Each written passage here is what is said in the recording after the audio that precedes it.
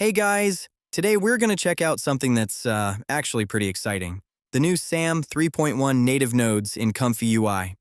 So if you've been using segmentation models, like SAM 1, SAM 2, SAM 3 has been around for a bit, but now it's officially integrated natively into ComfyUI. You don't even need custom nodes for this anymore. It's right there in the official Hugging Face repo. So first things first, head over to the ComfyUI Manager, or just grab it from the official HF repo. You're looking for the SAM 3.1 FP16 model. Download that, and it's going to save into your checkpoints folder under the model subfolder in ComfyUI. And make sure you update your ComfyUI to the latest version. I'm currently running 0.19.3, which is the latest at the time of recording. So once you've got the model downloaded and ComfyUI updated, you're good to go. Now, to find the native nodes, just search SAM3 in your node search bar, and you'll see the native nodes pop up. Now here's the thing, the native nodes won't have any custom node labels underneath them. They're just natively there. If you already have custom node SAM 1, 2, or 3 nodes installed, those will show up too, but you can tell the difference because the native ones don't have a label. So the first thing I tried is the SAM3 detect node. This is for single image segmentation. You load the model, SAM 3.1 FP16 from your checkpoints folder.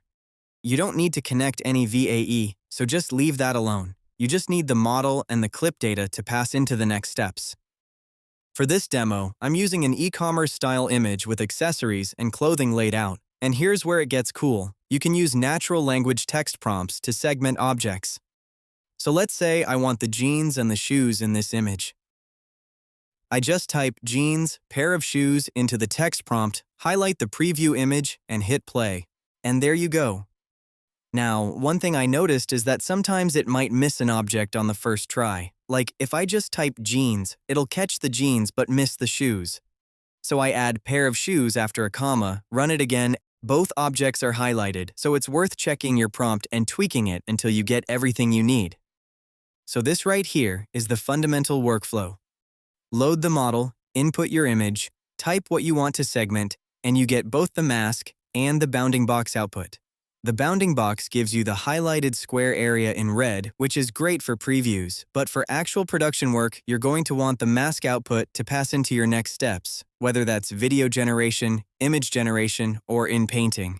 I'd recommend always previewing with the bounding box first, just to make sure your text prompt is actually catching all the objects you want before you commit to running the full mask pipeline. Now, image segmentation is pretty straightforward. At this point it's kind of muscle memory for me. You see the data, you connect the nodes, it just works.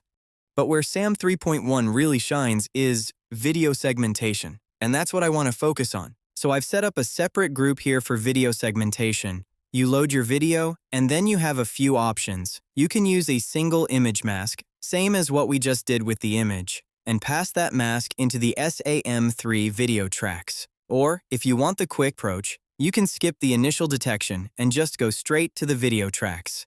Now, I'll be honest, just relying on the video tracks alone, without an initial mask, can be a bit hit or miss on accuracy.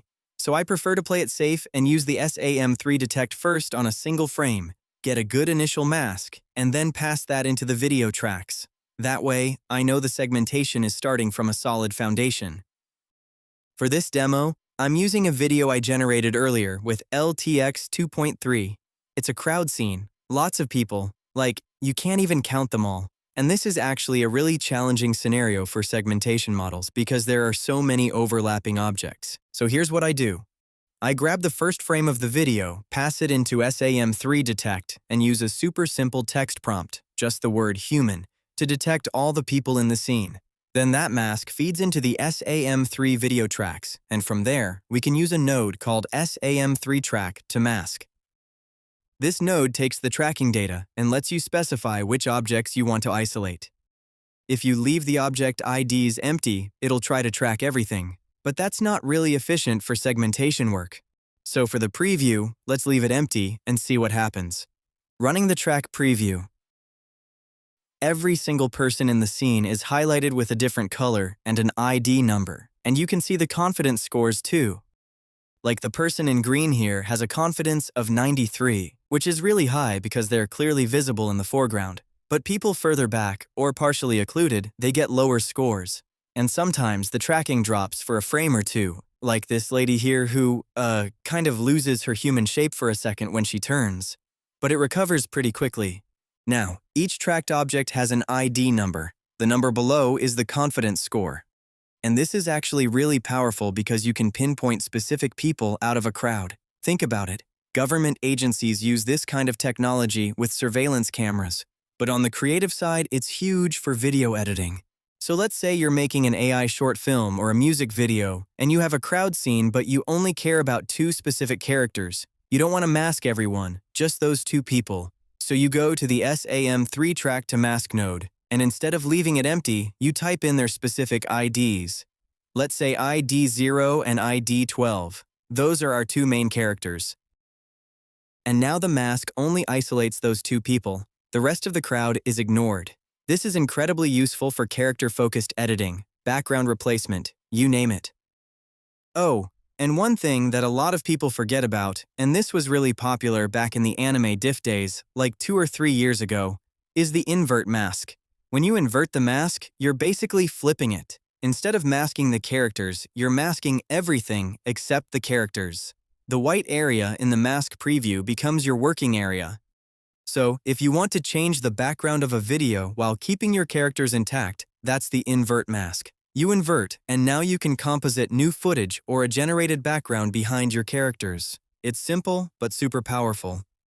Now let me connect this to something practical. In a previous video, we talked about the LTX LoRA for reference to video inpainting. That workflow uses SAM3 segmentation, but with a custom node. What I want to show you is how to replace that custom node with the native SAM 3.1 node we just learned about. So here's the reference inpainting workflow from the Hugging Face repo. It's using a custom SAM3 node for segmentation. All we need to do is swap it out. We take our native SAM3 node, connect the video frame input, connect the model and clip from the checkpoint loader, and route the mask output to the same place the custom node was connected. Same concept as before. I like to use the SAM3 detect on the first frame for a solid initial mask, then pass that into the video tracks. I'll copy over the connections to save time. So we connect the model, the clip encoder for text prompts, the first frame from the video batch, and then the track to mask output goes into our inpainting pipeline. And just like with any segmentation model, you've got your threshold settings, your detection confidence, max objects. You gotta tune those to match your specific video. What works for one scene might not work for another. So here's an example. I'm using a demo video of a robot doing a side flip. I detect it with SAM 3.1, isolate the mask, and then use the LTX reference to video inpainting LoRA to replace that robot with a different character. Now, one important thing to note about this LoRA, it doesn't have control net. It's purely inpainting based on the masked region. So the character replacement will follow the general motion, but you're not getting precise pose control. You need to understand that difference. And, well, the results are mixed. The character swap kind of works, but the backflip in the middle doesn't look quite right because, again, no control net. It's just morphing within the mask. The reference image proportions matter too. If your reference character is too small in the image, the inpainting won't be as accurate. But here are 2 more examples where it works better. I swapped characters in an AI-generated video using the native SAM 3.1 mask.